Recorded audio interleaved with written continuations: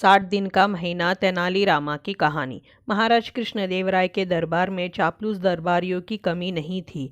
उनका एकमात्र उद्देश्य था कि महाराज की चापलूसी कर तरक्की हासिल करना।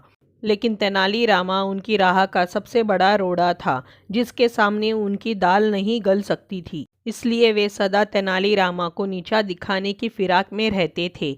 एक दिन दरबार लगा हुआ था।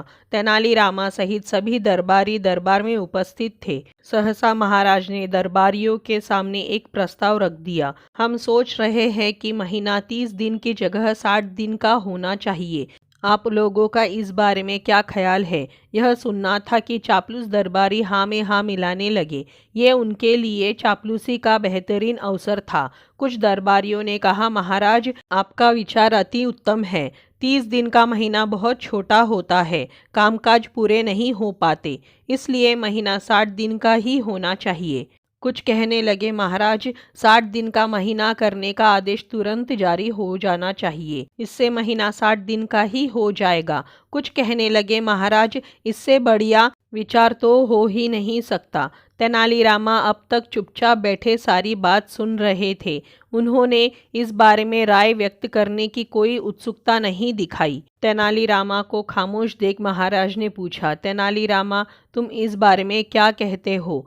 क्या तुम्हारी राय भी अन्य दरबारियों की तरह ही है? महाराज, 30 दिन से 60 दिन का महीना कर देने का विचार उत्तम है, किंतु इसके लिए एक काम करना होगा। तेनालीरामा शांति से बोले। महाराज कुछ कहते उसके पहले ही दरबारी एक स्वर में कहने लगे, हम महाराज के आदेश का पालन करने के लिए कोई भी काम करने को तैयार है। अच्छी बात है, तेनालीरामा बोले। आप लोग तो जानते ही होंगे कि पृथ्वी पर 15 दिन चांदनी रातें और 15 दिन अंधेरी रातें चंद्रमा के कारण होती है। प्रकृति के इस नियम के कारण पृथ्वी पर महीना 30 दिन का होता है।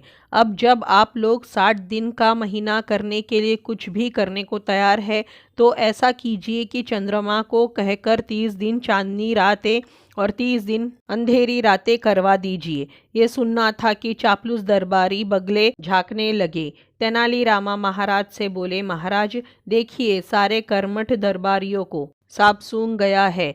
अब ऐसे में क्या किया जाए? महाराज ने दरबारियों की परीक्षा लेने के लिए ये प्रस्ताव सामने रखा था। दरबारियों की चापलूसी देख वे नाराज हो गए और उन्हें लताड़ते हुए बोले, चापलूसी कर तेनालीरामा की बराबरी करने चले हो? जानते नहीं, तेनालीरामा की बराबरी करने के लिए बुद्धि चाहिए, चापलूसी नहीं। तो दोस्तों, ये थी तेनालीरामा की कहानी, 60 दिन का महीना। आपको कैसी लगी? अगर अच्छी लगी हो तो इसी तरह की कहानियों के लिए चैनल को सब्सक्राइब करें, वीडियो को लाइक करें, शेयर करें। धन्यवाद।